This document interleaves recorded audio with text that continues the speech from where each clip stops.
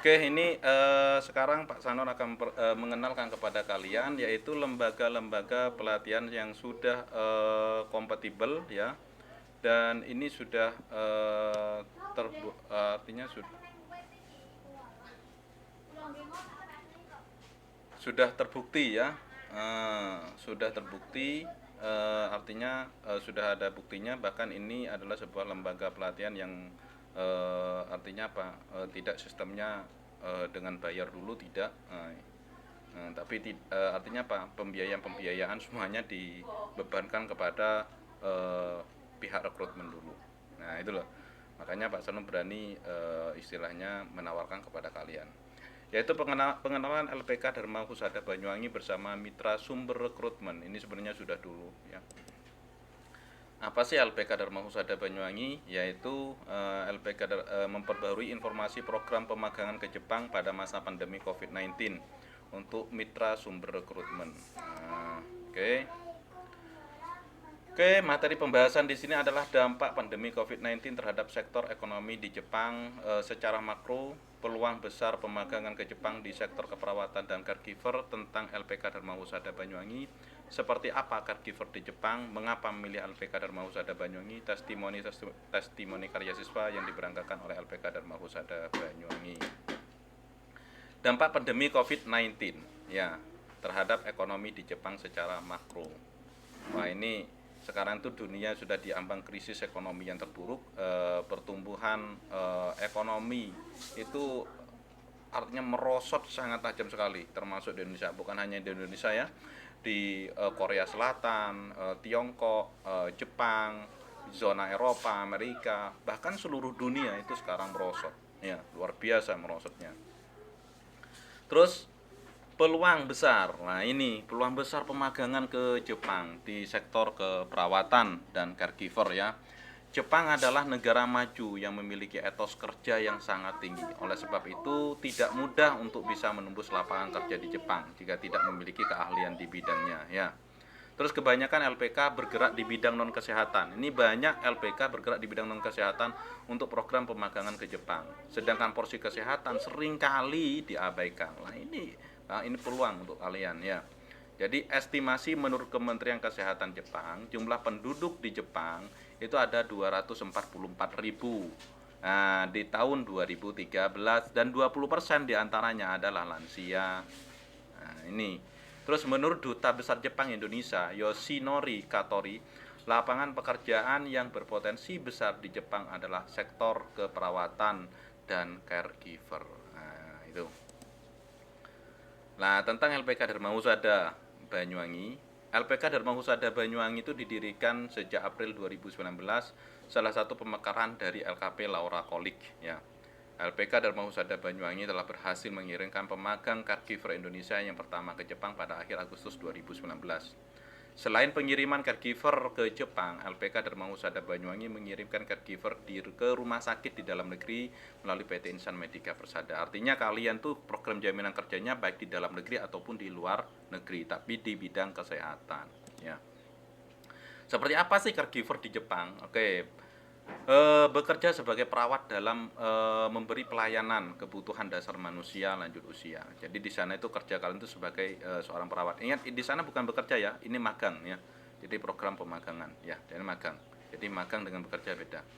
Jadi visa kalian itu nanti visa magang, bukan visa bekerja. Jadi bekerja sebagai perawat dalam memberikan pelayanan kebutuhan dasar manusia, kebutuhan manusia lanjut usia. Nah, kontraknya kalian 3 tahun dan bisa diperpanjang 2 tahun atau lebih.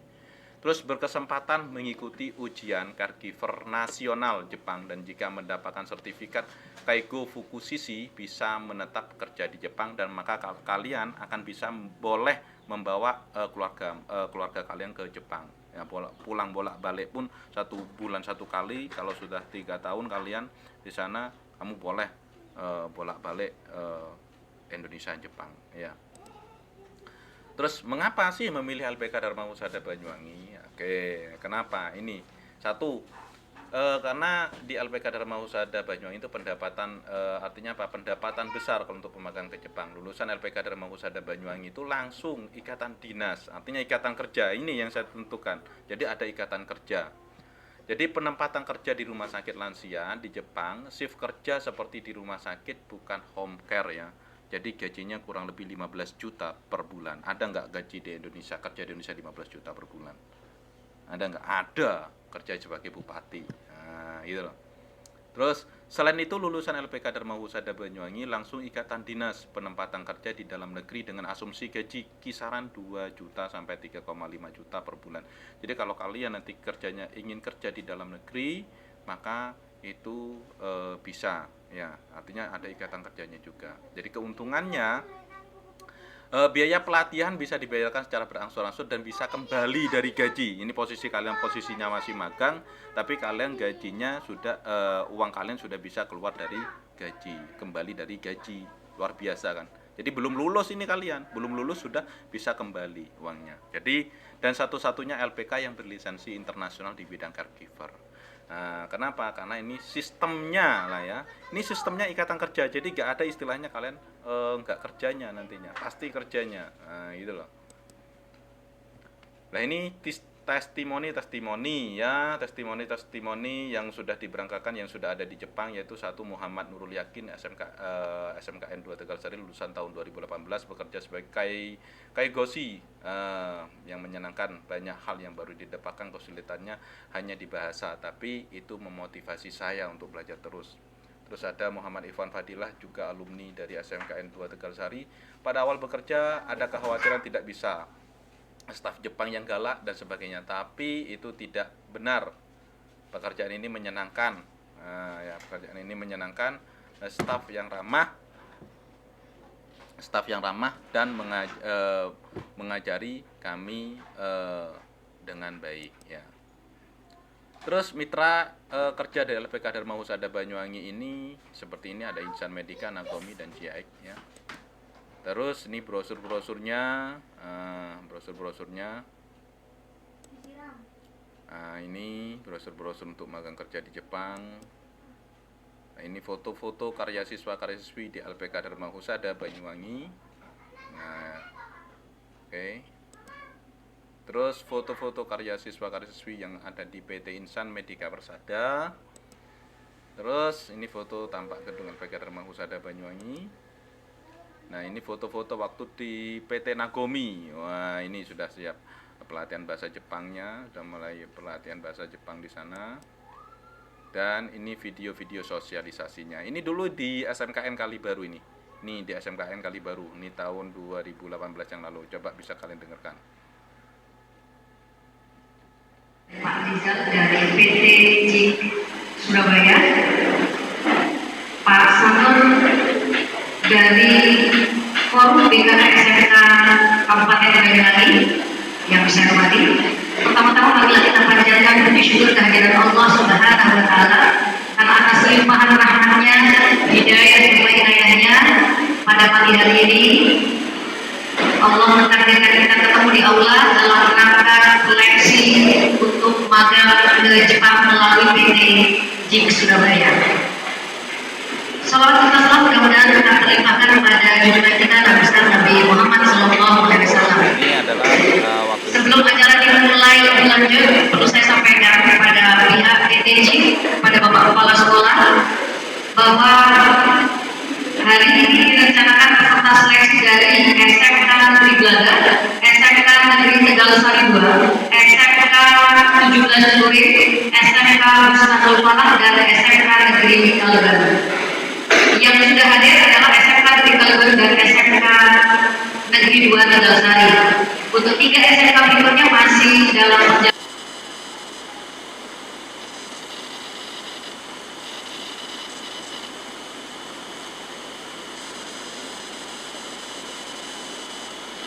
Oke, yang ini yang di waktu perkenalan di SMK Kalibaru, dan ini yang waktu mulai mau pemberangkatan ke Jepang.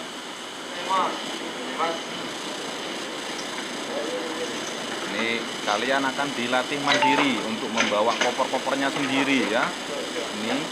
Ini sudah berubah. Nah, iya. Jadi bawa koper-kopernya sendiri. Ini sudah mulai mau pemberangkatan, ini mau ke bandara, mau pemberangkatan yang di Jepang.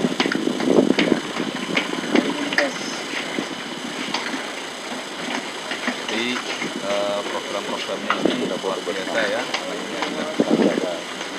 Siap. Bakat organik, bakat siap. Terus ini saat pemberangkatan dan sudahnya.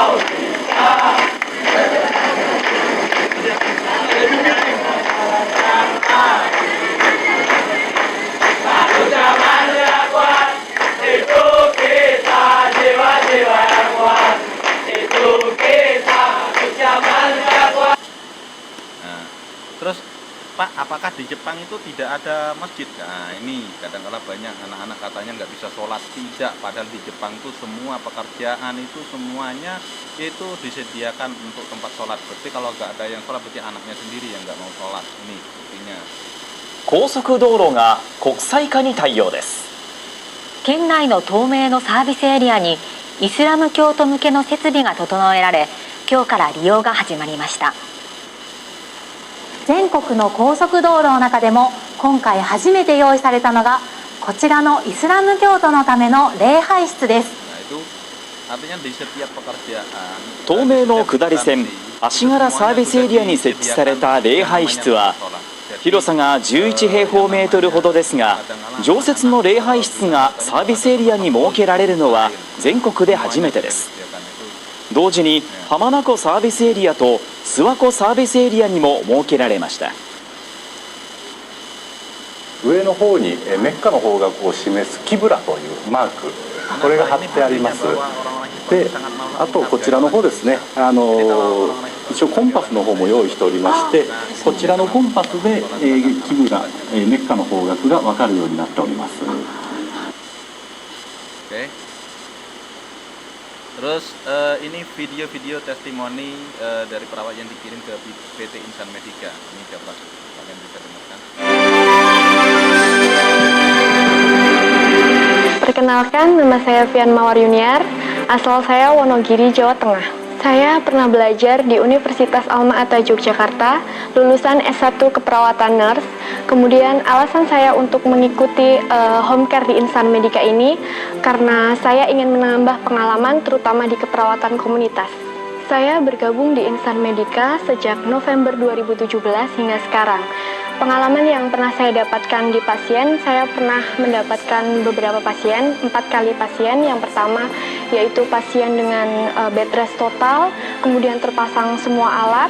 Di situ pasiennya stroke berulang. Kemudian yang kedua pasien HNP, kemudian yang ketiga itu pasien koma bed rest juga, itu kanker stadium 4, dan yang terakhir itu pasien demensia dan Alzheimer yang sampai sekarang saya di sini. Pengalaman menarik saya waktu di pasien, ketika saya menangani pasien di Bogor, saya seperti dianggap keluarga sendiri. Sampai sekarang pun keluarga masih terus menghubungi saya. Kemudian saya benar-benar merasakan bagaimana kekeluargaan antara pasien saya dan keluarganya. Kemudian juga saya jadi memahami beberapa tipe keluarga dari berbagai macam kalangan. Bagi teman-teman yang berminat untuk bekerja di home care, teman-teman bisa bergabung dengan Insan Medica. Teman-teman bisa melihat di webnya www.insanmedica.co.id. Kemudian, halo guys, salam sehat dari Insan Medica. Perkenalkan, nama saya Rina Safira dari SMK Kesda 4 di Ponorogo, Kota Magelang. Dan saya Glenn Melinda Ramdhani dari SMK Muhammadiyah Lumajang. Kami sudah bergabung bersama Insan Medica sudah 3 bulan. Untuk pengalaman pertama saya di pengguna jasa adalah dengan pasien stroke. Kegiatan saya adalah mendampingi pasien untuk memberikan makan, memberikan obat, memandikan, dan menambah kegiatan di setiap harinya agar tidak jenuh. Saya mendapatkan pasien dengan penyakit CP. Kegiatan saya sehari-hari dari pagi saya menyiapkan makan untuk bekal sekolah pasien saya. Kemudian setelah pulang sekolah saya memberi asupan makanan lagi, kemudian memberi obat dan membantu kebutuhan pasien yang lainnya. Saya adalah untuk sukanya saya dapat mendapatkan keluarga baru dan dapat menerapkan ilmu saya selama di SMK, serta dapat mengenal lebih banyak orang lagi untuk berinteraksi di sini, dan dapat pesangon juga karena sering diajak jalan-jalan dengan pengguna jasa. Untuk dukanya saya harus beradaptasi dengan sifat pasien yang kadang seperti anak kecil, tapi seiring berjalannya waktu saya bisa beradaptasi dengan mereka. Dan suka duka saya yang saya alami, saya senang bisa bertemu dengan orang-orang baru. Saya juga dapat keluarga baru dari pasien dan PJ saya yang baru. Kemudian duka saya harus jauh dari orang tua. Tapi lama-kelamaan saya bisa beradaptasi lagi. Oke guys, kalau bisa sukses sekarang, kenapa tidak bergabunglah bersama kami di Insan Medika. Inilah inspirasi bahkan bahwa kita itu sudah kuat, artinya sudah bisa terbukti, gitu loh. Ya, masih di People and Inspiration pemirsa, dan sekarang ini di mana nih kita, ruangan apa nih? Di ruangan depan, jadi kita biasa nerima tamu di sini. Onlinernya lah. Oke, siap. Kalau gitu lanjut lagi kita ngobrol nih. Bowo, jadi sebetulnya ada layanan apa nih di Insan Medika? Dan yang terbaru mungkin ada apa aja? Oke, jadi kalau untuk layanan sekarang ini yang bisnis kami di home care. Jadi kita fokus di home care yang live in. Perawat tinggal dengan pasien. Jadi untuk layanannya kita ada yang layanan 24 hour ya. Jadi kita ada layanan untuk lansia, kita ada layanan untuk semi medis atau caregiver, atau untuk pasien-pasien yang sakit tetapi tidak menggunakan alat-alat. Dan yang terakhir kita punya layanan medical home care. Jadi layanan untuk pasien-pasien yang menggunakan alat-alat seperti sonde, ventilator, jadi ICU lah. Kita juga punya layanan untuk ICU, sewa alat-alat kesehatan, setting alat-alat ICU di kamar pasien. Apa kita namanya? juga bisa. Suction gitu segala macam. Oke. Nah, jadi kalau misalnya perawat nih, untuk perawat atau caregiver yang ingin join dengan Bowo di sini, itu apakah ada persyaratan khusus atau seperti apa? Yang pasti secara kualifikasi dia harus sesuai dengan kita ya. Jadi kalau untuk caregiver kita minimal dari SMK Kesehatan. Jadi kita harus dari SMK Kesehatan karena kita tidak ada pelatihan lagi dari nol. Jadi kita merekrut mereka, kita memberikan pelatihan tambahan. Jadi so far dari tahun 2013 ke sini sampai sekarang 2017, sekarang sudah ada berapa perawat dan caregiver yang bergabung di sini? Sudah lumayan banyak ya. Kisaran 2000 lebih lah, hampir 3.000 perawat. Yang sudah kita. Ini bisa kalian memahami bahwa kalian memang jurusannya yang diminta adalah jurusan kesehatan, maka jangan berkecil hati. Untuk yang lulusan non kesehatan itu bisa. Kenapa? Karena di LPK Dharma Husada Banyuwangi kalian akan dilatih memiliki skill kesehatan. Nah, gitu loh. Makanya kalian jangan khawatir. Pak, kan ini khusus kesehatan. Loh, non kesehatan apakah bisa?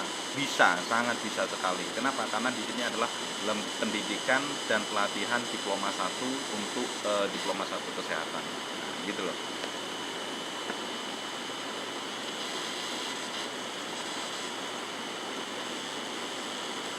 Ini video-video yang di Nagomi ya.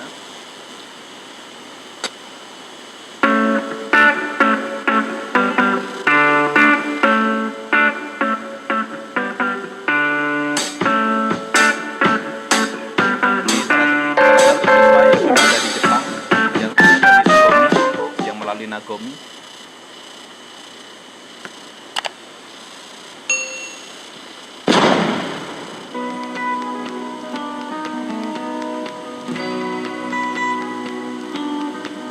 Supaya kalian tahu seperti apa pelatihan di Nagomi. Di Nagomi aku mengejar N4 ya. Dan di sini juga banyak juga teman yang udah keluar dari Nagomi. Nah, ini nona-nona cantik Nagomi kegiatan apa ya, refreshing kan. Nah, kalau ini kita memperingati hari kemerdekaan waktu tahun kemarin. Kita juga ikut berpartisipasi dalam beberapa lomba. Jadi banyak sekali ya testimoni-testimoni. Oke, mungkin ini ungkapan terima kasih. Nanti kalau kalian berminat untuk masuk ingin mengikuti program pemagangan ke Jepang, bisa langsung menghubungi Pak Sanur atau langsung ke LPK Dharma Husada Banyuwangi. Pak, persyaratannya bagaimana? Karena sistemnya kalau di LPK Dharma Husada Banyuwangi itu sistemnya adalah rekrutmen dulu, diseleksi dulu. Nanti kalau yang sudah masuk seleksi, maka otomatis bisa. Yang gagal seleksi ya sistemnya sistem gugur, maka tidak bisa masuk. Yang penting tinggi badannya sesuai, maka dan memiliki kesehatan jasmani dan rohani. Maka yang saya harapkan kepada kalian, pilih LPK yang benar-benar qualified. Artinya apa? Nah, terus Pak, biayanya gimana? Lah, ini saya jelaskan. Kalau di LPK lainnya, maka kalian akan diambil biaya sampai 35 juta, tapi ternyata berangkatnya enggak. Kalau ini tidak. Nah, jadi kalian hanya artinya apa? Kalian sudah lulus rekrutmen nantinya, maka mengikuti pelatihan skillnya, yaitu skill caregivernya. Nah, pelatihan skill caregivernya itu kalian hanya bayar biaya ujiannya doang. Bayar biaya ujiannya doang. Berapa ujiannya? Ujiannya itu kurang lebih 3 juta itu saja doang. Itu saja yang kalian bayar. Tidak ada. Setelah itu terus untuk ke Jepangnya pelatihan bahasanya tidak, jadi tidak ada pungutan lagi. Nah, setelah itu semuanya ditanggung oleh sebuah perusahaan. Maka kalau kalian nanti artinya pas sudah lulus untuk pelatihan bahasanya, maka kalian akan diberangkatkan ke Jepang, bahkan kalian akan dikasih uang saku. Nah, jadi biayanya berarti kalau begitu bagaimana Bapak biayanya? Biayanya ya totalitas gratis, pis gitu.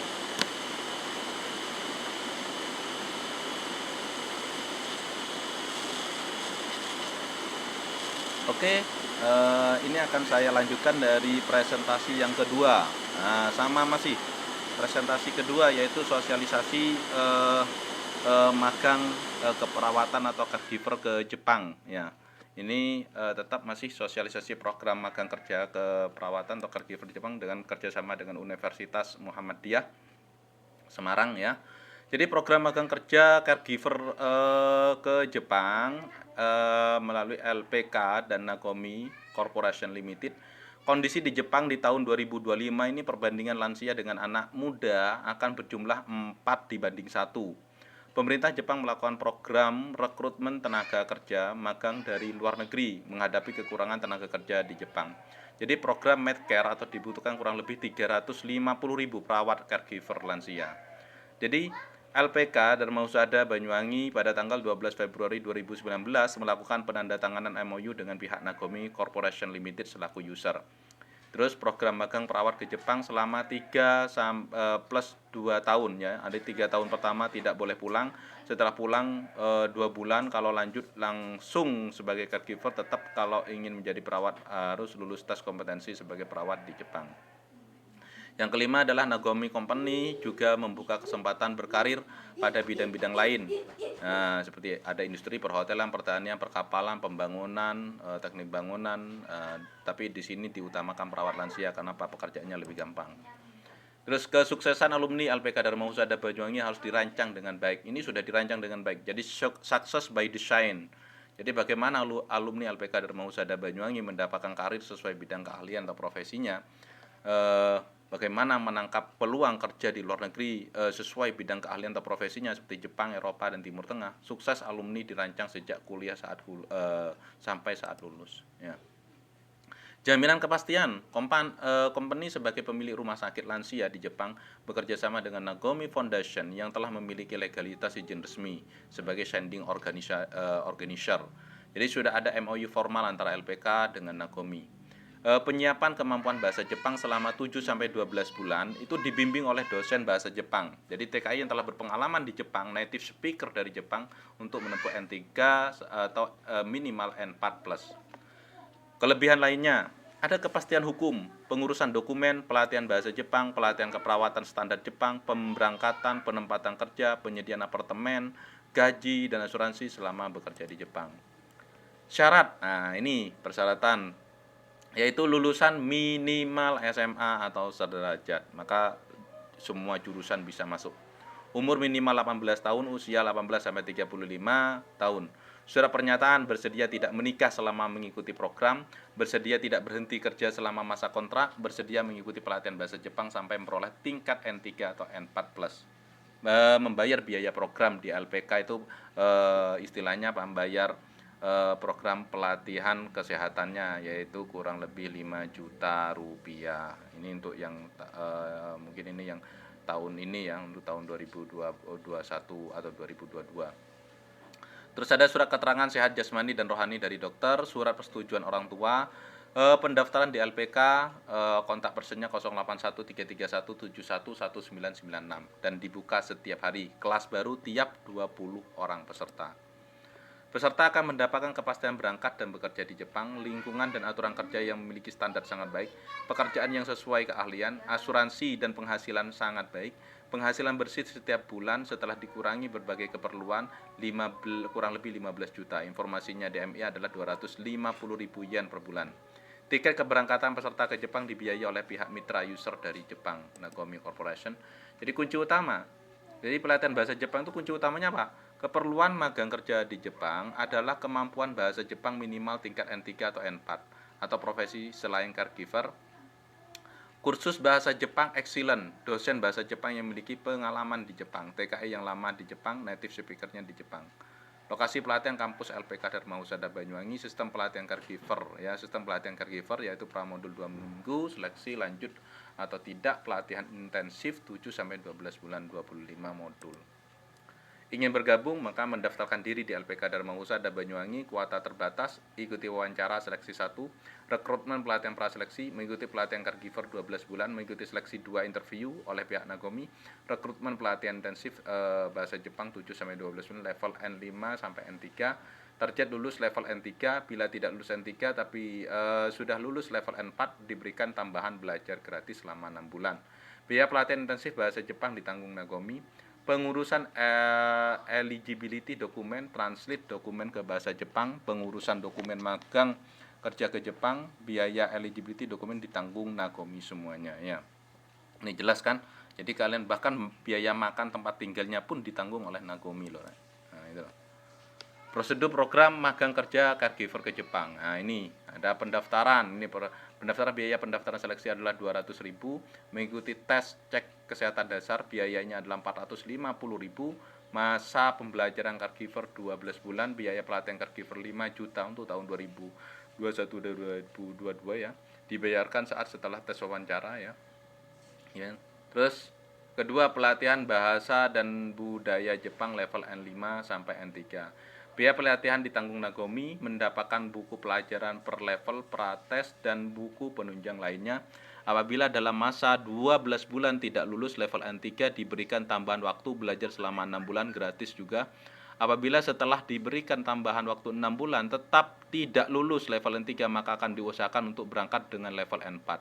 Dengan catatan harus lulus level N3 di Jepang setelah magang kerja 1 tahun ya. Ini termasuk untuk native speaker di Jepang, monitoring berkala dari DMI ya. Terus tes wawancara calon caregiver dengan mitra Jepang, eligibility dokumen, biaya ditanggung Nagomi, translate dokumen ke bahasa Jepang, pengurusan dokumen magang kerja ke Jepang, pendampingan pemberangkatan ke Jepang. Ini foto-fotonya untuk pelatihan-pelatihannya ya di Jepang ya, seperti apa supaya kalian paham. Nah, ini Yayasan Dharma Husada Banyuwangi, nomor izinnya seperti ini. Oke, pemagangan bergerak dalam sektor program pengiriman tenaga magang kerja keperawatan yang diutamakan pelatihan bahasanya, industri engineeringnya ya. Terus apa dasar hukum program yang diselenggarakan pemagangan ke Jepang? Nah, ini hubungan bilateral antara pemerintah Indonesia dengan pemerintah Jepang dalam Indonesian Japan Economic Partnership Agreement ya, bahwa setiap warga negara Indonesia dengan kompetensi, knowledge-nya dan skill khusus memiliki kesempatan untuk bekerja di negara Jepang berdasarkan komitmen khusus persyaratan dan prosedur sebagaimana ditentukan oleh negara Jepang. Jadi ada legalitasnya ya, ada dasar hukumnya. Untuk mewujudkan program tersebut kami telah bekerja sama dengan, ini kerjasamanya, banyak ya.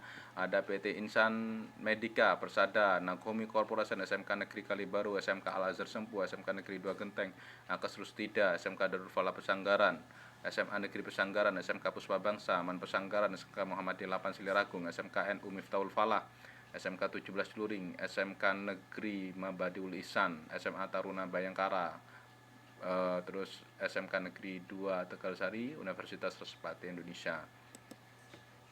Nah ini ya. Wow. Oke, skema program. Lanjut kita ke skema programnya. Nah, di Indonesia itu pendaftaran. Dulu kalian tuh melakukan pendaftaran dulu. Nah, terus medical check up. Lulus, maka langsung kalian ngikuti kursus bahasa Jepang untuk lulus di LPTN 3 kelas keperawatan lansia 9 sampai 12 bulan. Langsung lulus di LPTN 3 medical check up dan pengurusan dokumen keberangkatan. Wah, sudah siap-siap ya. Jadi ke Jepang magang kerja di korporatif Fuku dan belajar bahasa Jepang level N2. Ini sudah di Jepang nih 3 tahun ini sudah di Jepang 3 tahun ini.